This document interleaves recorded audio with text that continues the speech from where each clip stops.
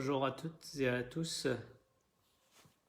Je suis très heureux de vous retrouver. Donc, suite au problème de connexion de la première séance, je vais revenir sur certains principes et certains concepts fondamentaux.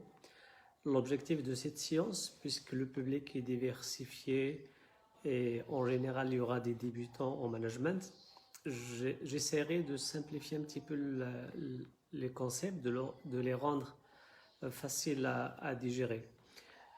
Durant cette séance, nous allons aborder trois objectifs ou trois aspects, savoir d'abord de définir le concept, ensuite l'intérêt du management, pourquoi aujourd'hui le management est tellement important et intéressant dans la vie des entreprises, et puis finalement, troisième point que nous allons aborder, c'est le processus qui regroupe dans une forme d'interdépendance les activités qualifiées et jugées et estimées principales quand on parle du management.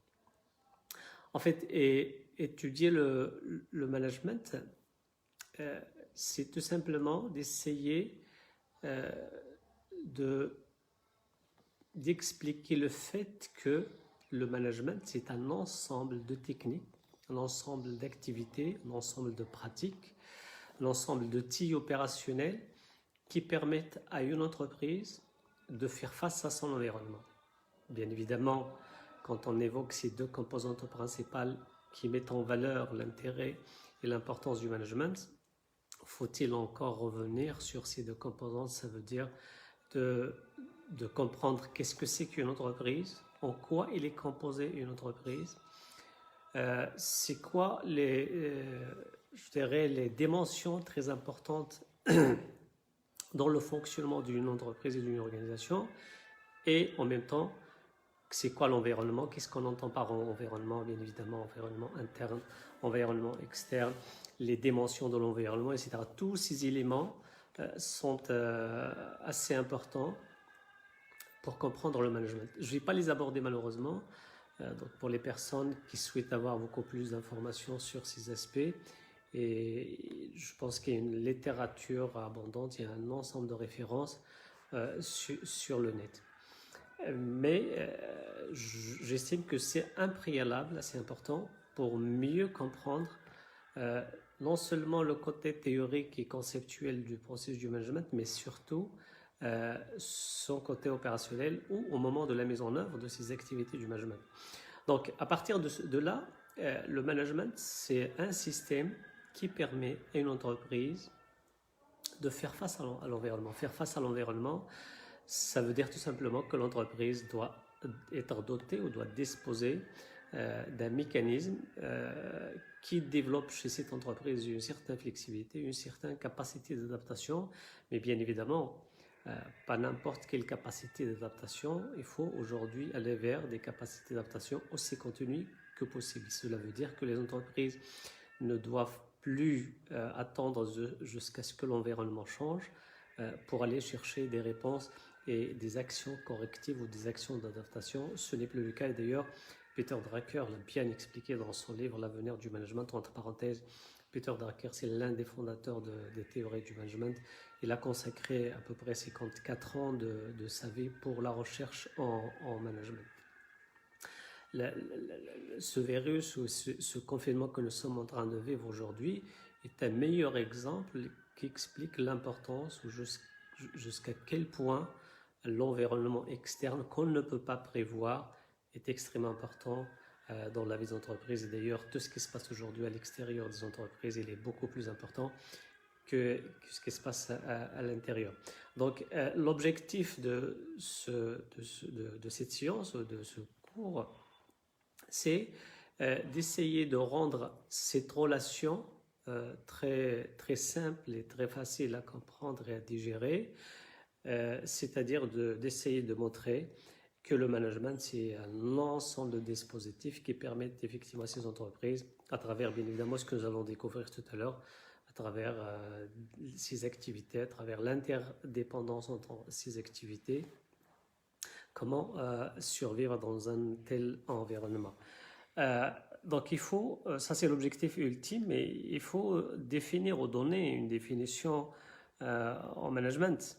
Et la définition que nous allons donner au management, c'est une définition qui va vous permettre, toutes les personnes qui suivent ces séminaires, de répondre à un certain nombre de questions qui sont liées à la problématique du management, c'est-à-dire comment concevoir ou comment le concevoir sur le long terme, c'est-à-dire le management, quels sont ses outils opérationnels, quelles sont ses exigences, quelles sont les qualités qu'une personne ou qu'un manager doit avoir. Tout cela, ou toutes ces questions, nous allons y répondre au fur et à mesure de l'évolution de ce cours. Donc, pour un début, le management, il consiste à organiser des situations et à les anticiper afin de s'approvisionner de façon à prendre en charge les autres personnes ou les autres collaborateurs ou les autres personnes qui font partie d'un groupe. Donc, vous allez comprendre tout de suite que le management, il est aussi lié à cette notion du groupe. Si il y a une définition très simple à choisir ou à présenter pour les débutants en management ou pour les personnes qui n'ont pas beaucoup de connaissances en management, et d'ailleurs, je vois une parenthèse ici, pour les personnes, surtout pour les étudiants, même pour les autres personnes qui veulent savoir quel est leur niveau de connaissance en management, il y a un test que j'ai mis sur mon site web www.drshawky.com. Vous pouvez le passer le test et vous pouvez m'envoyer un peu vos réponses et je vous dirai, en fonction des résultats obtenus, je vous dirai quel est votre niveau de connaissance en management. En général, c'est un test que j'utilise avec les étudiants dès la première séance. On le fait au début de la séance, on le fait à la fin de la séance, et comme ça, les étudiants ils se rendent compte effectivement qu'il y a une certaine amélioration des connaissances acquises en matière du management. Je ferme cette parenthèse. Je reviens à la définition. Quand vous allez chercher dans la littérature, il y a énormément de définitions qui sont multiples et diversifiées, qui regroupent un certain nombre de concepts et de principes. Mais il y a une définition que j'estime personnellement très simple, très appropriée par rapport à un séminaire en cours pour les débutants. C'est la définition qui présente le management d'abord comme un processus. Et ce processus, il est composé de plusieurs activités qui sont la planification, l'organisation, la direction et le contrôle, visant à déterminer un certain nombre d'objectifs grâce à l'emploi des ressources. Quand vous regardez cette définition, il y a 4 concepts assez importants qu'il faut retenir. La notion de processus, les activités, la définition des objectifs et les moyens. Donc, en quelque sorte, toute la problématique du management, il tourne autour de ces concepts. Quand je dis des concepts, ce sont des concepts techniques qui sont pleins de sens et de signification que nous allons bien évidemment définir au fur et à mesure de ce séminaire. Alors, le processus, il renvoie à la notion de l'interdépendance et de la synergie. Donc, si je veux aller un peu plus loin dans la littérature, donc ça remonte un peu à l'apport de la théorie systémique en matière d'organisation, et qui stipule que le total, il est supérieur à la somme des parties. Le total, il est supérieur à la somme des parties. Ça veut dire quoi? Ça veut dire, si on est 5 personnes dans une entreprise, et chaque personne, elle est capable de produire, juste comme exemple, 5 unités. Donc, si on est 5, chacun peut produire 5 unités. Donc, le total, ça fera 25. Mais quand on l'analyse dans cette perspective et cette optique d'interdépendance et de la synergie, le total, il est supérieur à la somme des parties. Ça veut dire, si on travaille ensemble, on ne va pas produire 25, mais on va produire 30. Donc, le total est supérieur à la somme des parties. Et c'est ça la synergie, et c'est ça, effectivement, l'intérêt de travailler en groupe bien évidemment, il y a des conditions, on va peut-être les voir, la constitution de groupes ou comment constituer des groupes efficaces à l'intérieur des organisations. Ça aussi, c'est un chapitre qui peut être étudié. Donc, le processus, il renvoie à cette interaction et là, on retrouve l'une des missions principales du management, c'est effectivement de créer cette ambiance, de créer cette synergie à l'intérieur des groupes et de constituer des groupes qui peuvent travailler ou des personnes qui peuvent travailler ensemble pour essayer de mutualiser les moyens, etc. Deuxième concept deuxième élément assez important de cette définition qu'il faut retenir, ce sont les activités. Alors les activités principales sont la planification, l'organisation, la direction et le contrôle. Ce sont les activités principales, je dirais, ce sont les activités qui ont été définies par Fayol et nous allons voir quand on arrivera à l'apport principal de Menzberg. Et là, j'y reviendrai quand je parlerai essentiellement des rôles principaux de chaque manager à l'intérieur de l'entreprise. Vous allez voir et vous allez tout de suite remarquer qu'il y a effectivement une grande différence entre le fait de voir le management en haut, c'est-à-dire tout en restant que sur le volet théorique, et le fait de voir le management en bas, c'est-à-dire quand on le voit en pratique et sur le terrain. Alors, la planification, c'est une activité principale. Et la planification veut dire quoi? Veut dire tout simplement de prévoir ce qui va être fait bien à l'avance, quand est-ce qu'il va être fait, comment il va être fait, par qui il va être fait et quand est-ce qu'il va être fait. Donc on parle ici surtout de tout ce qui est lié à la planification, à la stratégie et à la planification stratégique. Deuxième activité principale, c'est l'organisation. Alors là, je vais m'arrêter un moment parce que j'estime que l'organisation est fondamentale et capitale. Pas qu'elle est plus importante que les autres, mais elle est vraiment, je dirais, capitale. Je vais vous dire pourquoi elle est capitale. Et je vais vous donner d'ailleurs une définition de cette organisation. Moi, quand je parle de l'organisation au niveau du processus du management, je parle de l'organisation en tant que technique du travail et non pas l'organisation en tant que quantité organisationnelle ou bien en tant que structure. Alors, l'organisation, je disais, elle est très importante et elle est fondamentale, elle est la base, comme disait Peter Drucker. La bonne organisation ne garantit pas la réussite et la mauvaise organisation garantit l'échec. Ça veut dire, si vous êtes organisé, ça ce n'est un premier pas dans les conditions nécessaires pour mettre en place un management très efficace.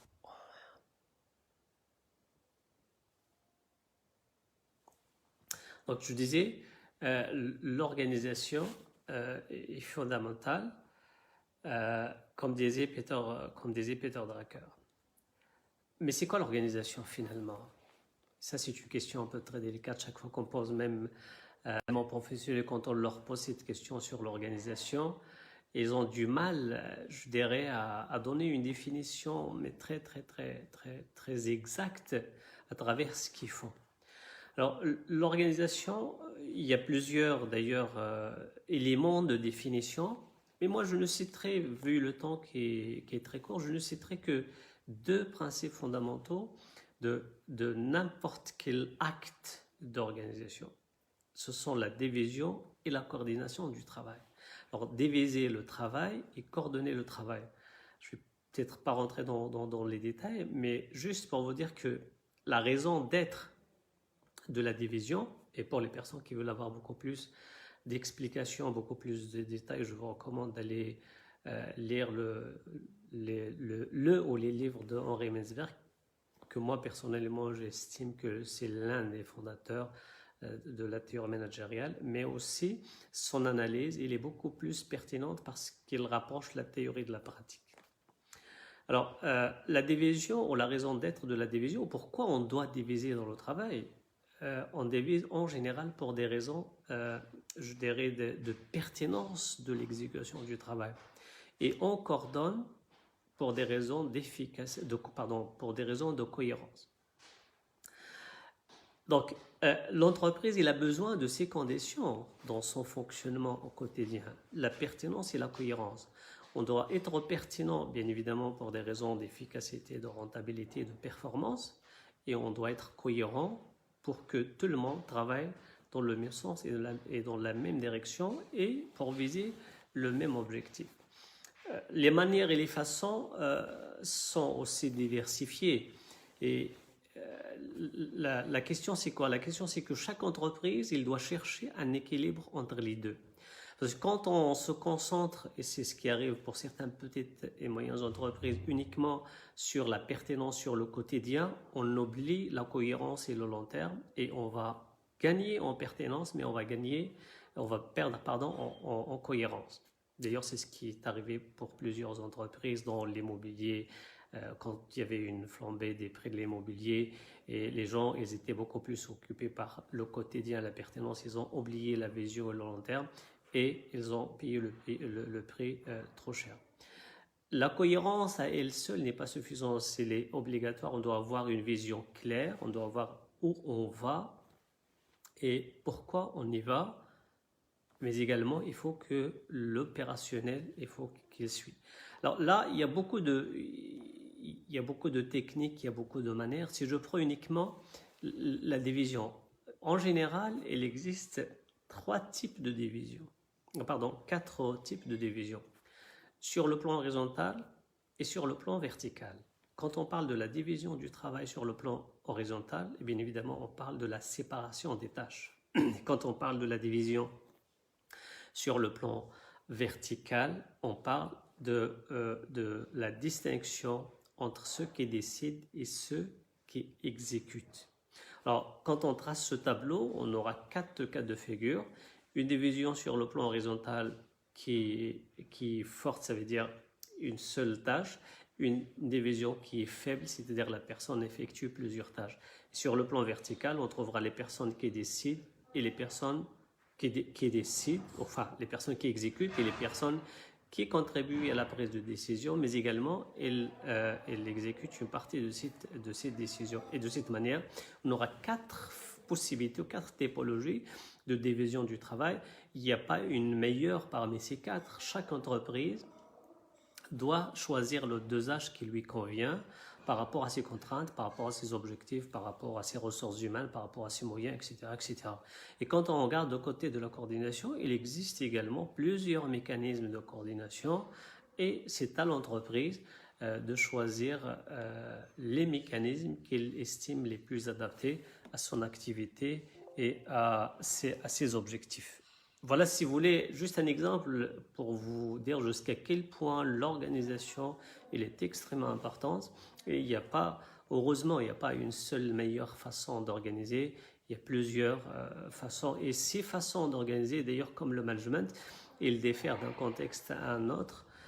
Ils diffèrent même dans un contexte donné. Il y a des différences entre les situations.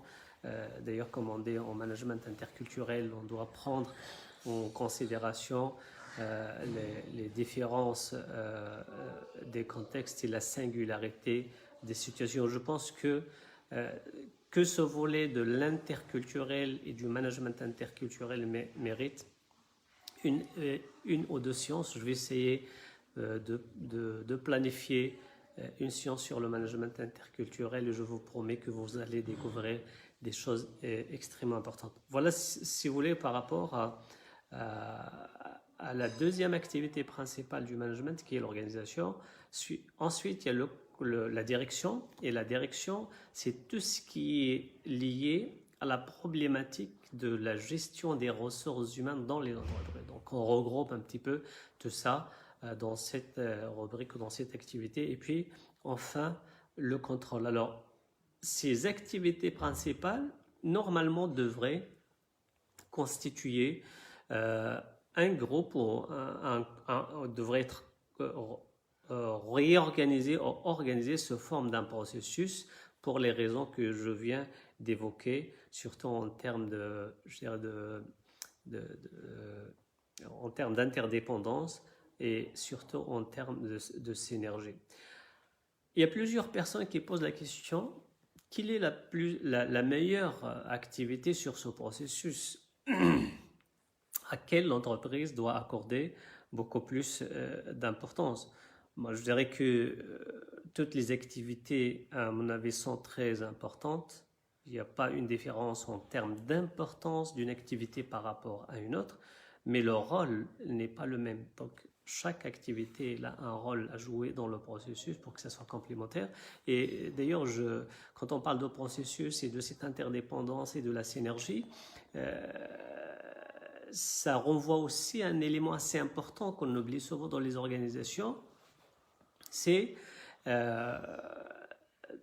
que la notion de processus démontre que le maillot le plus faible dans l'organisation, il peut la bloquer. Ça veut dire qu'on ne doit pas, quand on travaille en équipe, quand on travaille dans l'entreprise, on ne doit pas sous-estimer le travail de certaines personnes en disant que ces personnes sont beaucoup plus importantes et les autres sont moins importantes. Non, quand on est dans un processus, tout le monde a une importance, même si les rôles ne sont pas les mêmes.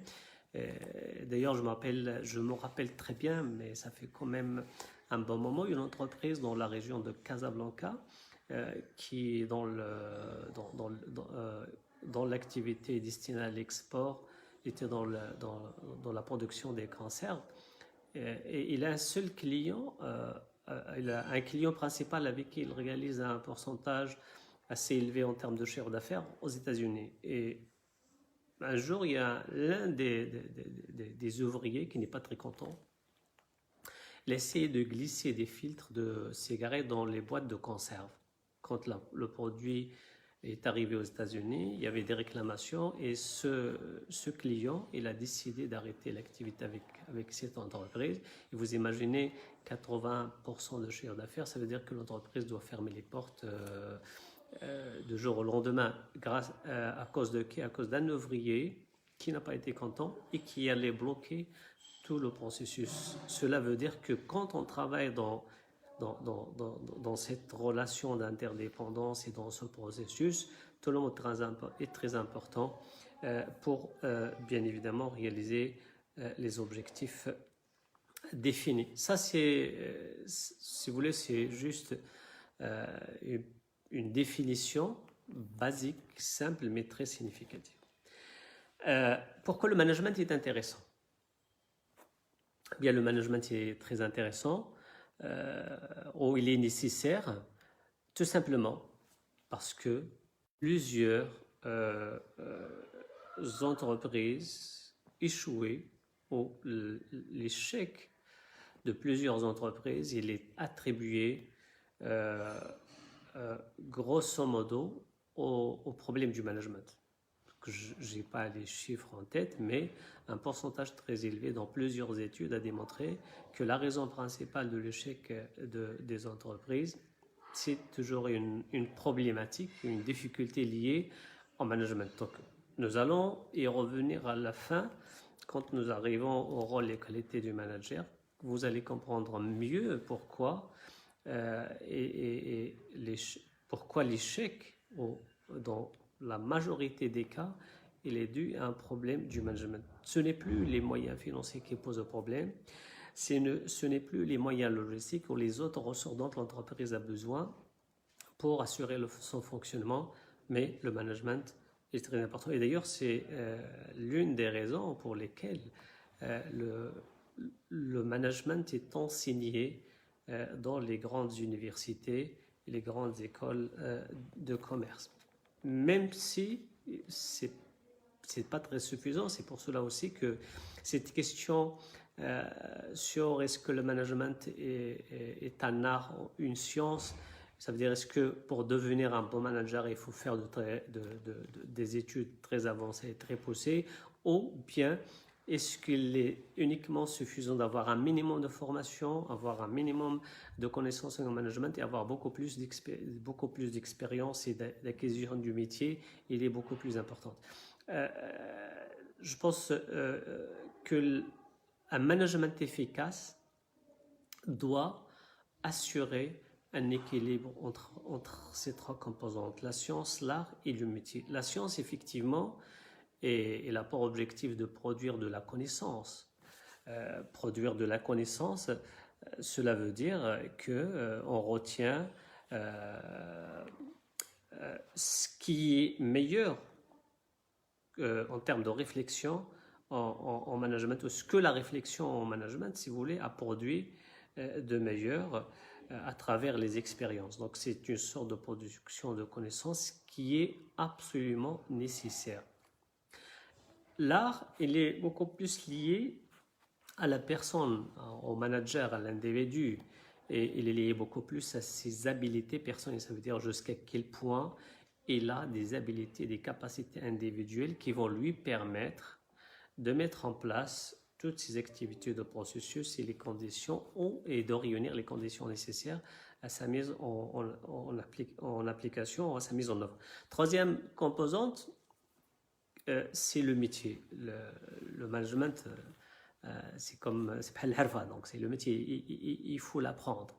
Mais il faut un équilibre entre ces trois. Donc un bon manager, c'est celui qui a la capacité d'assurer l'équilibre entre ces trois composantes, c'est-à-dire le côté scientifique, le côté art et le côté métier. D'ailleurs, Henri Menzberg l'a bien expliqué, et c'est un livre que je recommande à toutes les personnes qui s'intéressent à ce thème du management d'aller lire. C'est le management des MBA et des managers des vrais, pas des MBA. Des managers des vrais, pas des MBA, était écrit par Menzberg.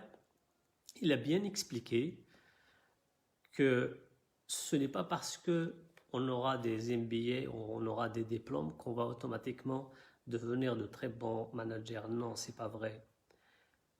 Ce n'est qu'un volet ou une condition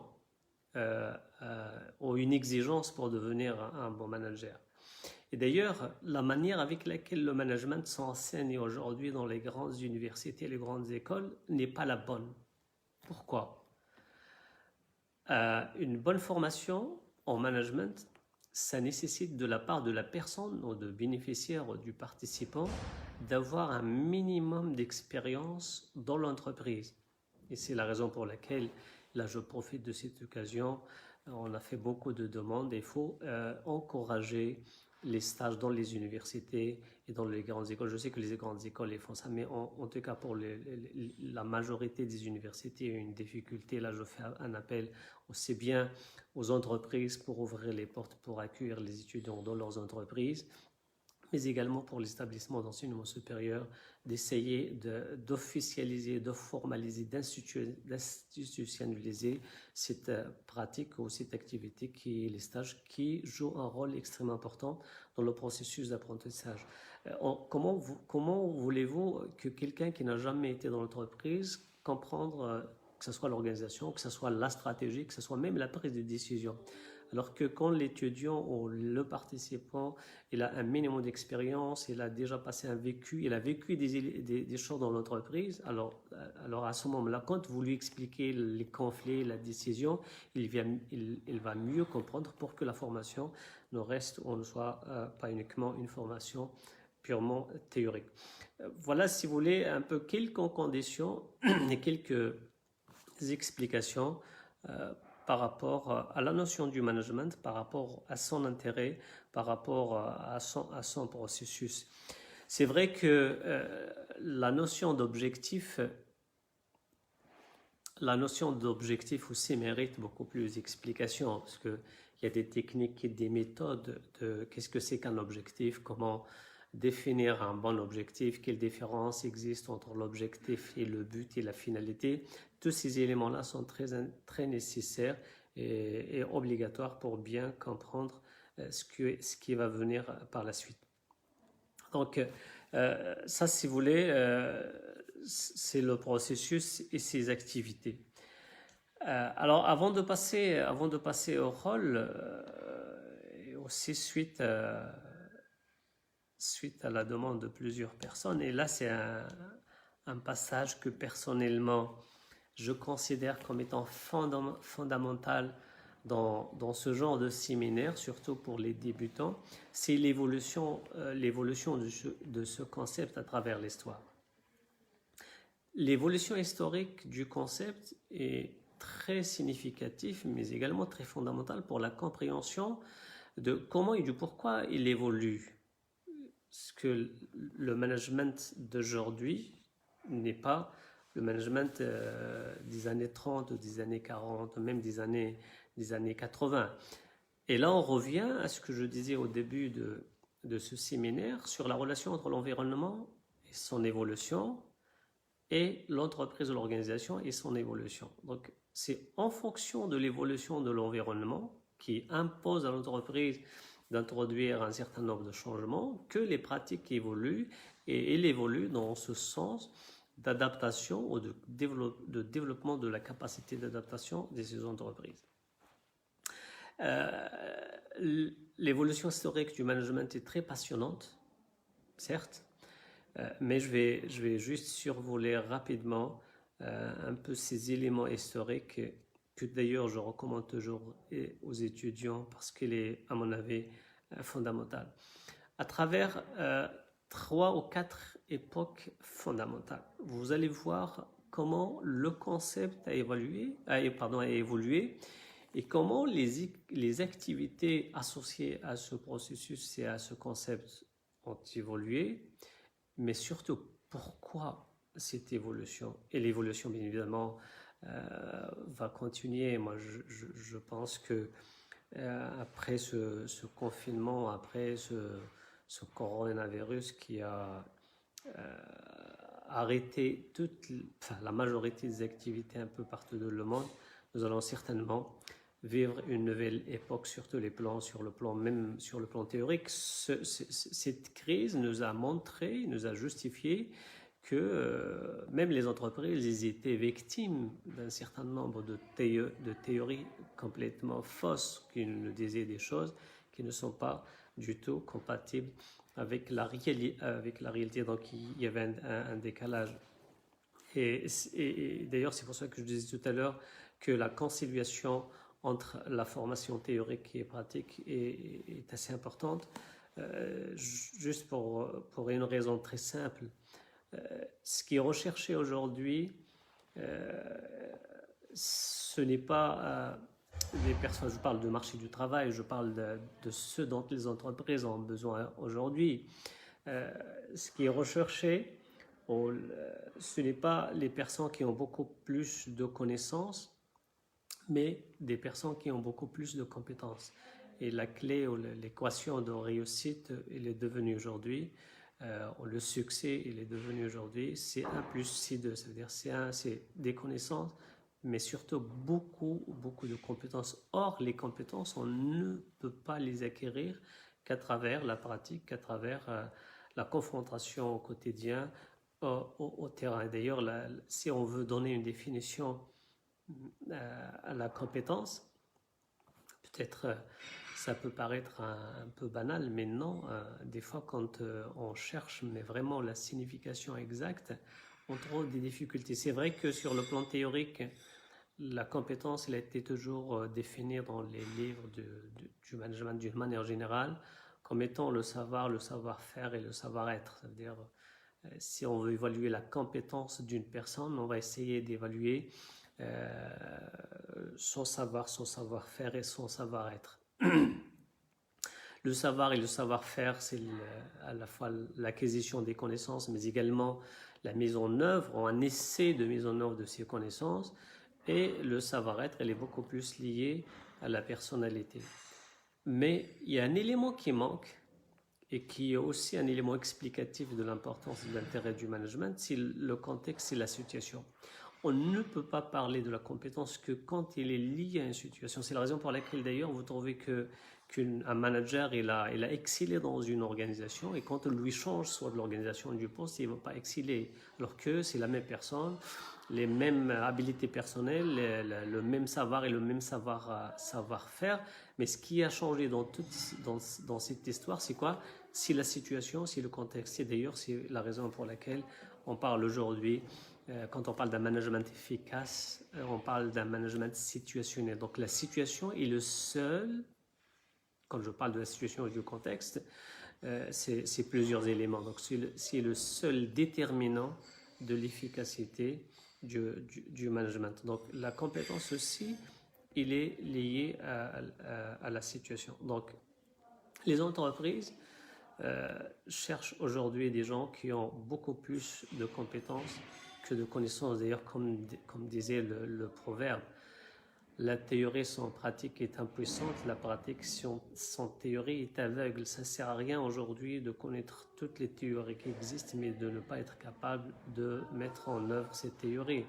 Mais quand on fait aussi la pratique sans théorie est aveugle, quand on fait aussi des choses qui ne sont pas cadrées d'une manière scientifique, d'une manière conceptuelle, ce n'est pas une bonne chose et ce n'est pas suffisant. Voilà, si vous voulez, par rapport à ces éléments qui composent le processus du management.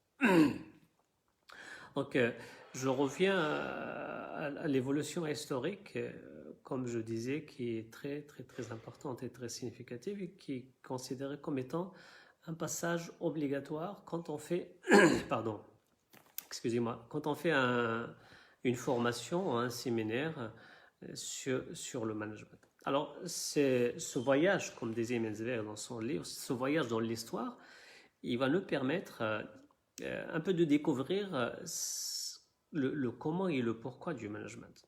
Donc, 4 phases, 4 époques, 4 moments forts dans le management, qui sont l'école classique, et le passage de l'école classique à l'école des relations humaines, et le passage de l'école des relations humaines à l'école de la contingence, et puis de l'école de la contingence à l'école de constructivisme dont l'un des fondateurs reste Henri Menzberg à travers sa démarche ou son approche méthodologique.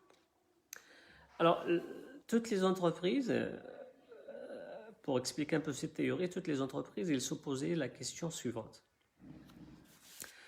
Comment faire pour être performant? Question très simple. Et performance, c'est efficacité plus efficience, bien entendu. Alors, quand cette question a été posée par les classiques, les fondateurs sont Tyler, Fayol et Max Weber, ils cherchaient une méthode qui va permettre aux entreprises d'être beaucoup plus performantes.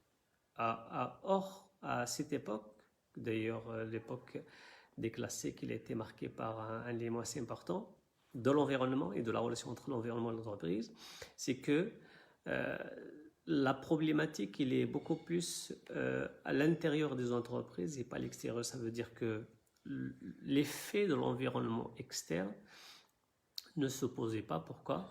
Parce que tout ce qui a été produit, est facilement vendu. Donc le problème de la vente ne se posait pas. Et l'offre, la demande, il est beaucoup plus supérieure à l'offre. Donc les entreprises à cette époque, et ça c'est un élément fondamental dans l'évolution du concept, les entreprises, ils s'occupaient de comment faire en interne pour améliorer la productivité. Alors les classiques, bien évidemment, pour répondre à cette question, ils ont inventé l'organisation scientifique du travail par Tyler, qui est un ingénieur et dont l'apport, bien évidemment, reste très fondamental.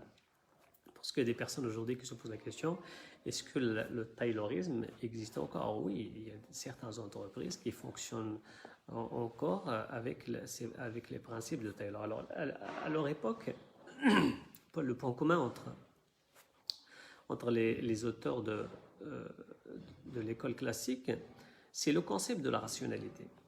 Alors, la rationalité, c'est quoi? C'est le fait de résumer un phénomène naturel, de le rendre sous forme de variables, d'étudier ces variables d'une manière logique de calcul scientifique, et nous allons obtenir un résultat. Le résultat obtenu est qualifié comme étant le résultat le plus rationnel. Si vous voulez, c'est un peu l'élément fondamental et l'élément commun à tous les auteurs de l'école classique, sauf que chacun il a essayé d'expliquer ou d'exploiter ce principe de la rationalité à un niveau. Taylor il a parlé de la rationalité productive, l'autre il a parlé de la rationalité administrative, et Fayol il a parlé de la rationalité fonctionnelle. Donc c'est toujours le problème, en fait c'est toujours le principe de la rationalité. Alors l'organisation scientifique du travail, c'est une manière qualifiée de très efficace ou qui a permis à l'entreprise effectivement à cette époque de produire plus. Je ne vais pas rentrer dans les détails de comment Taylor il a fait, etc. Donc il y a tellement de détails, donc je vous demande d'aller sur les sites ou sur mon site et vous allez trouver beaucoup plus de détails. Mais le concept de l'organisation scientifique de travail, bien évidemment, il a été défini à travers une réflexion, un raisonnement logique, beaucoup de tests, etc. pour arriver à dire voilà la meilleure façon qui va permettre à ces entreprises d'être beaucoup plus productives et d'augmenter la productivité. Et Fayol, à qui revient en management, à qui revient un peu je dirais la découverte ou la définition des fonctions dans les entreprises. Avant Fayol, les fonctions n'existaient pas. Donc Fayol est arrivé pour dire à Taylor, oui, ce que vous avez fait, il est très important, il est très bien, mais vous avez oublié une chose, c'est que pour un bon fonctionnement, pour une meilleure amélioration et une meilleure productivité d'entreprise, il faut organiser l'entreprise, pas uniquement le travail, mais toute l'entreprise. Il faut introduire les fonctions, d'où les 14 principes de Fayol, avec bien évidemment les fonctions, les fonctions principales introduites par Fayol, qui sont la planification, l'organisation, enfin planifier, organiser, commander, coordonner et contrôler. Ensuite, Max Weber, il a parlé de la bureaucratie, de la rationalité bureaucratique, où il a dit effectivement à Fayol, ce que vous avez fait, il est bien, mais il manquait un élément assez important, c'est de fonder ces fonctions et cette organisation sur la base d'un modèle bureaucratique. Et ce modèle, selon lui, il est basé sur une division du travail, sur une hiérarchie claire ou clairement définie, et des règles et des normes précises, et puis un mode de relation impersonnel.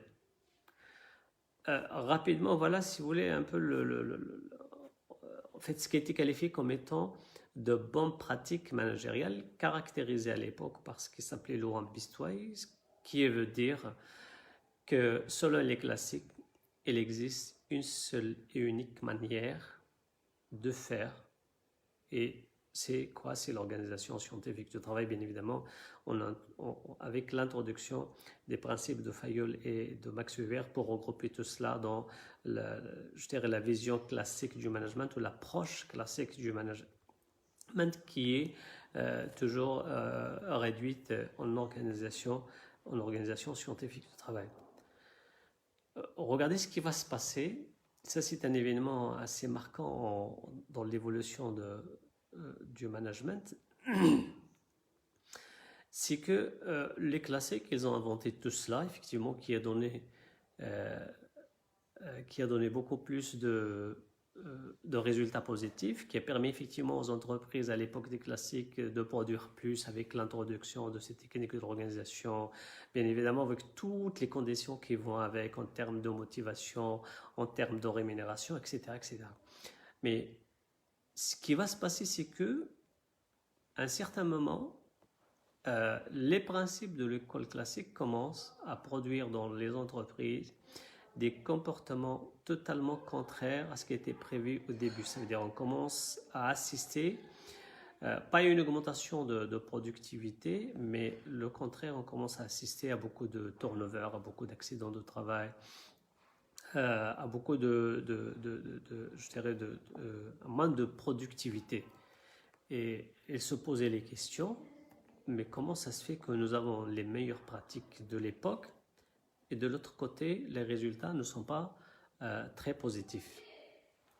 Alors, une entreprise dans la région de Hawthorne aux États-Unis, ils ont fait appel à des chercheurs de Harvard pour leur demander de trouver une explication à ce phénomène à l'intérieur de l'entreprise. C'est comme aujourd'hui, vous prenez une entreprise, je dirais moderne, qui a toutes les meilleures pratiques d'aujourd'hui, mais ça ne marche pas. Donc ça va être un peu curieux de savoir pourquoi, et c'est ce qui s'est passé effectivement à la fin de cette époque des classiques où les responsables de l'usine de Hawthorne, ils ont fait appel aux chercheurs de Harvard pour leur demander de mener ou de conduire des investigations à l'intérieur de l'entreprise pour trouver une réponse scientifique qui est valable à cette situation, l'application des meilleures pratiques qui étaient l'organisation scientifique du travail et tout ce que je viens de dire, et comme résultat, c'est un résultat négatif.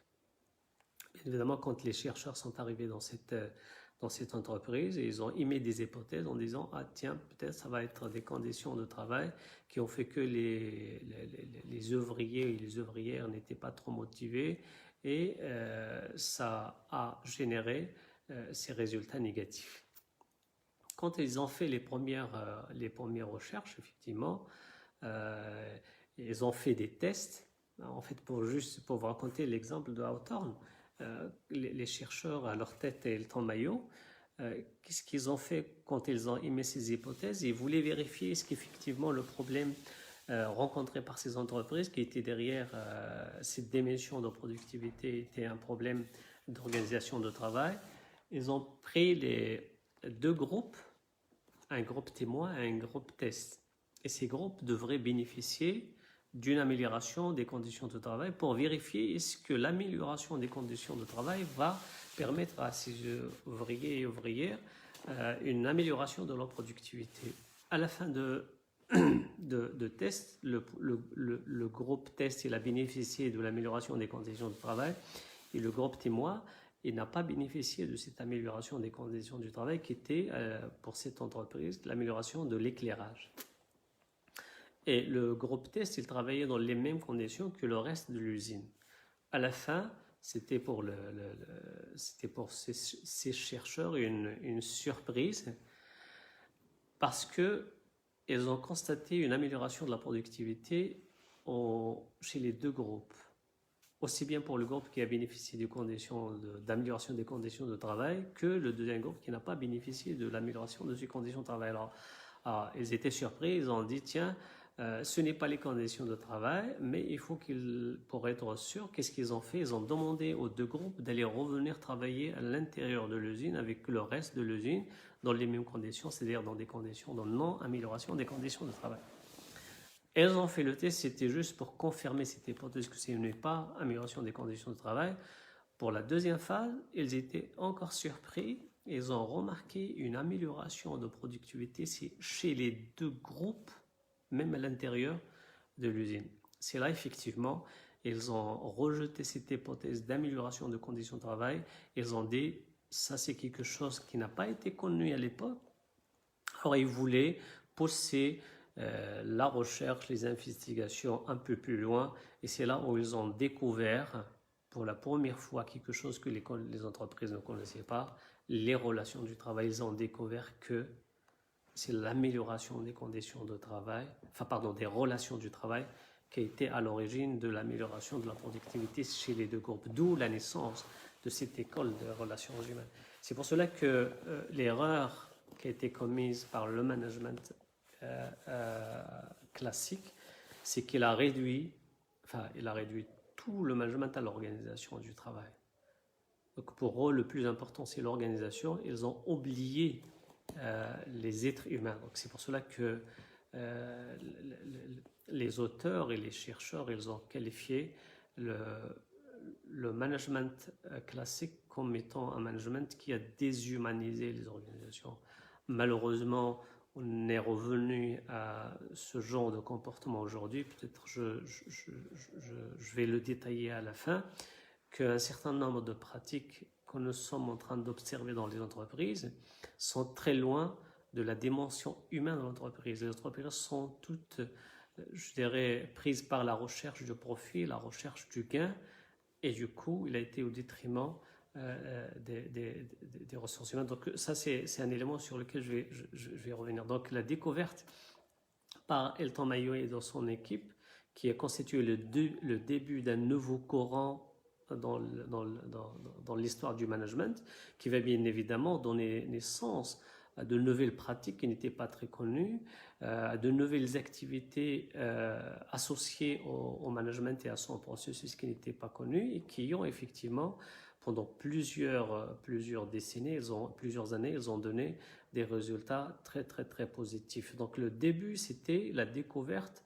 de l'importance de quelque chose qui va s'appeler depuis cette date jusqu'à aujourd'hui les relations humaines et leur importance à l'intérieur des organisations, et comment effectivement si on a un management beaucoup plus entre guillemets humaniste, qui s'intéresse beaucoup plus aux humains et aux relations humaines à l'intérieur de l'entreprise, nous allons gagner en termes de performance, nous allons gagner en termes de productivité, nous allons gagner aussi en termes de la chaleur, des relations humaines à l'intérieur des entreprises. Donc, quand ils ont découvert ça, ça a été une nouvelle époque qui a remis bien évidemment en cause le management classique qui était réduit uniquement à l'organisation et à la recherche de la productivité, où en fait l'approche, il considérait les hommes et les femmes comme étant des machines qui ne servent qu'à produire quelque chose. Alors, les auteurs de l'école des relations humaines aussi sont très nombreux. Je vais pas les aborder tout en une seule séance, mais je ne citerai que ce qu'on appelle les grands auteurs de cette école qui l'ont marqué. À leur tête, Elton Mayo avec cette découverte. Bien évidemment, Maslow, qui est le fondateur de la théorie de la motivation. Et puis Frédéric Herzberg, qui a complété un peu l'apport de Maslow. MacGregor, Kurt Lewin, et bien évidemment d'autres auteurs. Si je prends Maslow, je vais de vous expliquer un peu ce virage qu'a pris le management dans son histoire, à travers cette découverte qui a été pilotée par Elton Mayo. Maslow était l'un des premiers qui ont travaillé sur la motivation, et d'ailleurs on a tous retenu, quand on lit un peu l'histoire de l'évolution de ce concept, on a tous lu dans les livres des relations humaines qui disaient qu'il faut passer la main sur le dos d'un salarié pour le motiver, histoire de mettre en valeur un peu l'importance de cette relation et de cette chaleur humaine, et des fois même un sourire qui coûte rien, mais qui peut motiver, qui peut laisser des traces toute la vie. Maslow, il a fait une chose extrêmement importante et qui reste toujours une référence en matière de motivation, c'est que lui, je dirais, il a fait d'autres choses très importantes qui caractérisent son modèle. C'est qu'il a classé les besoins d'ordre inférieur à l'ordre supérieur.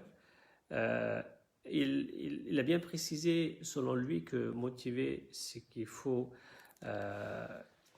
classer ses besoins, les hiérarchiser. Et puis, on ne peut pas satisfaire un besoin d'ordre supérieur alors que le besoin d'ordre inférieur n'est pas satisfait. Et plus on monte sur la pyramide de Maslow, plus on tend vers des besoins qui sont beaucoup plus individuels et qui diffèrent bien entendu d'une personne à une autre. Et je peux dire que son apport reste encore aujourd'hui d'une très grande utilité. Moi, quand je rencontre certains chefs d'entreprise, ils me disent que j'ai fait une augmentation de salaire ou j'ai donné une prime à tout le monde, mais je constate qu'ils ne sont pas motivés malgré cette augmentation de salaire. Et là, quand on revient à ces apports théoriques, C'est normal quand vous faites la même prime ou une augmentation pour tout le monde, ça ne va pas motiver. Pourquoi?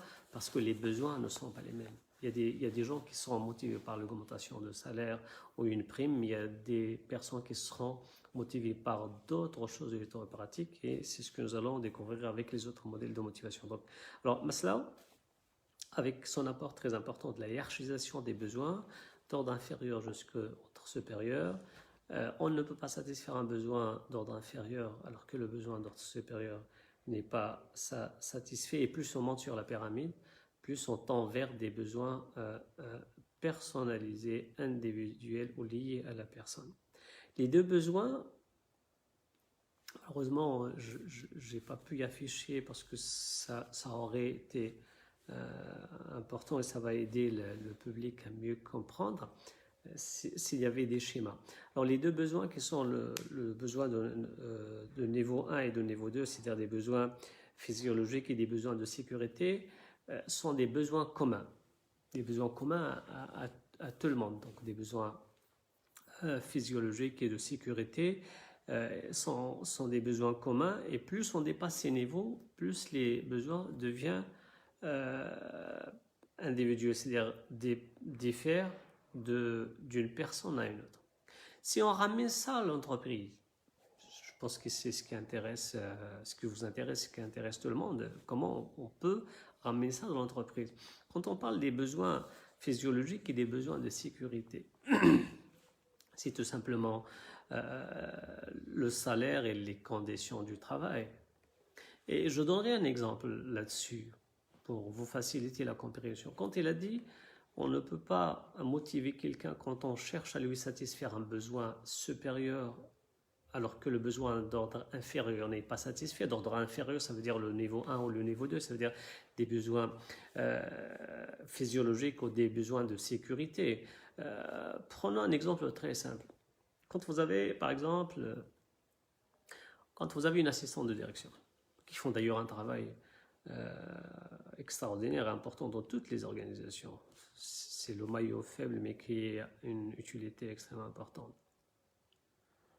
Quand vous avez une assistante de direction à qui vous allez offrir des conditions de travail qui sont très confortables, un bon bureau, bien équipé, spacieux, élégant, etc., ça valorise la personne.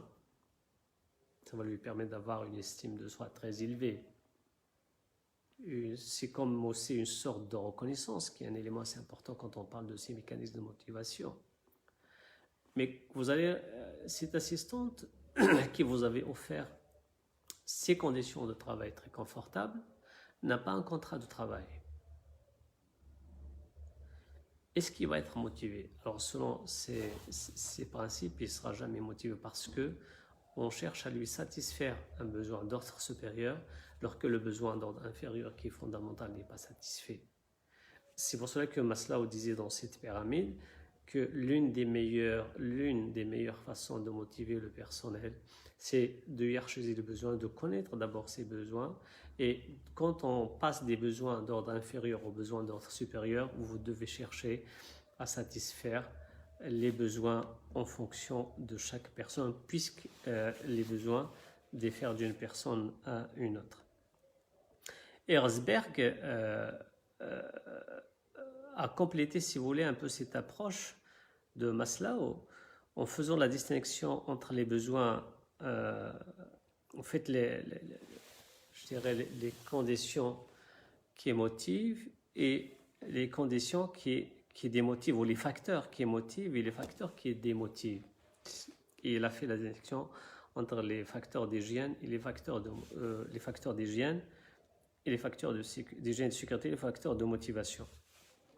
Alors, les facteurs d'hygiène, ce sont des facteurs qui doivent être réalisés sous peine d'insatisfaction. C'est en général les facteurs, s'ils sont réunis, ne motivent pas, leur absence démotive. D'ailleurs, je retiens toujours le même exemple de contrat de travail. Donc, leur présence ou leur satisfaction ne motive pas, mais leur absence démotive. C'est comme le contrat. Quelqu'un qui a le contrat de travail, c'est normal parce que c'est son droit. Il ne va pas être motivé parce qu'il a signé un contrat de travail.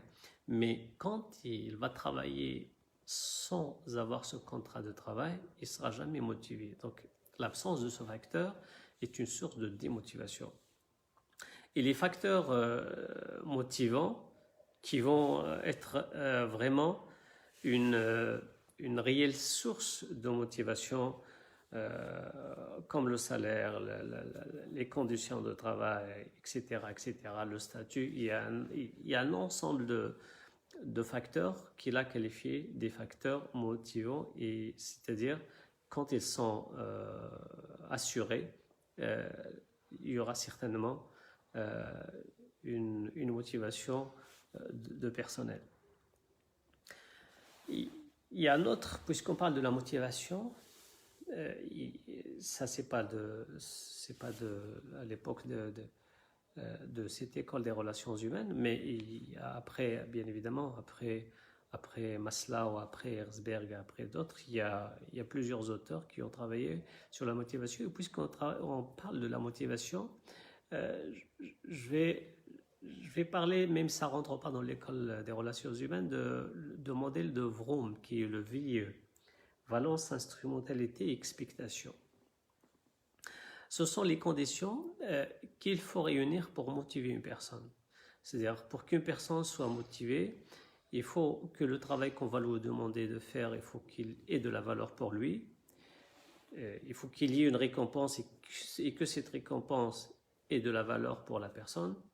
Et puis, troisième condition, il faut que la personne soit compétente pour accomplir correctement le travail qu'on va lui demander. Donc, selon lui, ces trois conditions sont nécessaires, bien évidemment, avec cette hiérarchisation, ça veut dire la satisfaction des besoins individuels dépend d'une personne à une autre.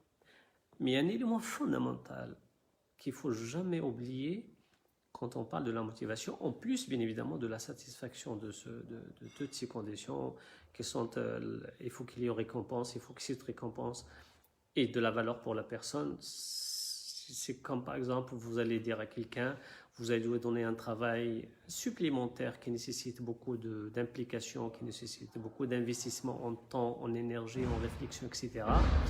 Et puis vous allez lui dire, quand vous allez achever ce travail, il y aura une récompense, une toute petite récompense que lui, il sous-estime ou qui n'a pas ou qui ne représente pas de la valeur pour la personne. Cette personne ne sera jamais motivée à faire ce travail. C'est-à-dire, même si vous allez définir la récompense, il faut que cette récompense ait de la valeur pour la personne, et aussi il faut que la personne soit habilitée et compétente à faire ce travail.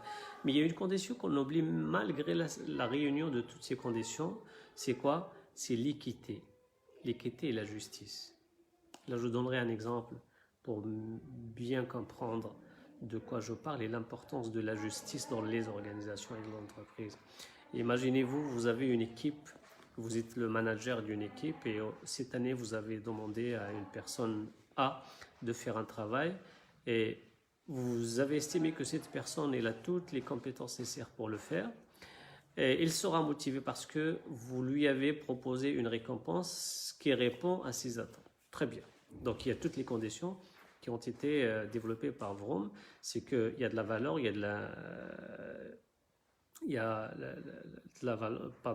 la valence de l'expectation et de la valeur de l'expectation. Ça veut dire que la personne est capable, il y a une récompense et cette récompense présente pour lui une valeur. Il a fait le travail, vous lui avez accordé la récompense promise. Vous avez demandé à une deuxième personne, à une autre personne B de faire le même travail. Il a fait le même travail avec les mêmes qualités que la première personne et vous lui avez accordé toutes les conditions, ça veut dire la récompense que vous avez accordée au premier, mais vous avez rajouté une chose par rapport à la deuxième personne, c'est que l'entreprise l'a pris en charge pendant, je ne sais pas, pour un voyage d'une semaine à la charge de l'entreprise. Est-ce que la première personne sera contente? Non, parce qu'il va estimer que le manager n'était pas juste. n'était pas équitable. Donc, ce concept de l'équité et de la justice dans les entreprises, il est extrêmement important et c'est aussi une source de stabilité, une source de motivation dans les entreprises. Il y a plusieurs autres modèles. Moi, j'ai juste évoqué ce modèle parce que cette question et ce principe de la justice et de l'équité me tient personnellement à cœur et je le constate toujours dans les interventions que j'avais l'occasion de faire auprès des entreprises privées en matière je dirais, du management d'une manière générale, de motivation et de toutes les problématiques liées à la gestion des ressources humaines. Alors, il y a d'autres auteurs de l'école des relations humaines que je ne vais pas évoquer vu le temps, mais que je vous demande d'aller voir, d'aller chercher sur il y a tellement de supports, que ce soit sur mon site personnel, que ce soit sur les autres sites par rapport à cela. Mais vous allez voir que l'école des relations humaines, vu l'époque, cette école a vu la naissance, elle a évolué. C'était toujours une époque où la demande est supérieure à l'offre et les entreprises se sont penchées essentiellement à la recherche des meilleures pratiques à l'intérieur de l'entreprise, des pratiques du management qui vont permettre à ces entreprises de produire plus. Mais les classiques, ils ont commis aussi une erreur, comme les relations humaines, ils ont commis aussi une erreur comme les classiques, c'est que ils ont négligé l'organisation. Donc les classiques, ils ont négligé les relations humaines, ils ont privilégié l'organisation. Et l'école des relations humaines, elle a donné beaucoup plus d'importance aux relations humaines, mais elle a sous-estimé, elle a négligé l'organisation, d'où un certain nombre de problèmes rencontrés à la fin de cette école et qui vont donner naissance à une nouvelle école qui répond à un nouvel environnement, à de nouvelles exigences, à une nouvelle époque qui a été à l'origine de la naissance d'une nouvelle approche du management et de nouvelles pratiques et de nouvelles activités du management. C'était l'école de la contingence où les entreprises étaient obligées de s'ouvrir sur l'environnement externe et de commencer à prendre en considération tout ce qui se passe à l'extérieur de l'entreprise dans la conception des approches managériales ou du management. Donc l'école de la contingence, elle a été, si vous voulez, un peu l'école où les entreprises elles ont commencé à prendre en considération l'environnement externe comme étant le facteur le plus déterminant dans la recherche, dans la définition, dans la mise en œuvre, dans la conception des pratiques du management.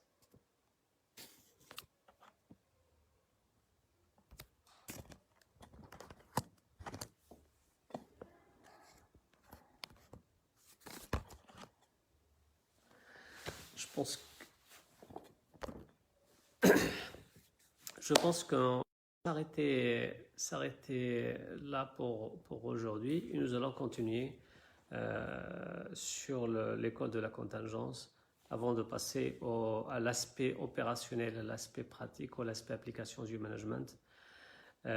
Merci de votre attention et à la prochaine séance.